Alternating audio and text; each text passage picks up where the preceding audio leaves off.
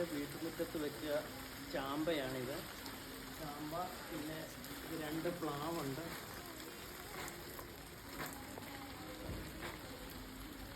ഈ പ്ലാവിന് നല്ലവണ്ണക്ക് ചാണകപ്പൊടിയൊക്കെ ഇട്ട് കൊടുത്ത് ഞാൻ വളർത്തിയത് 1.5 വർഷമായി. അപ്പോൾ ഇതിൻ്റെ ചക്കയൊക്കെ കായ്ച്ചു തുടങ്ങി.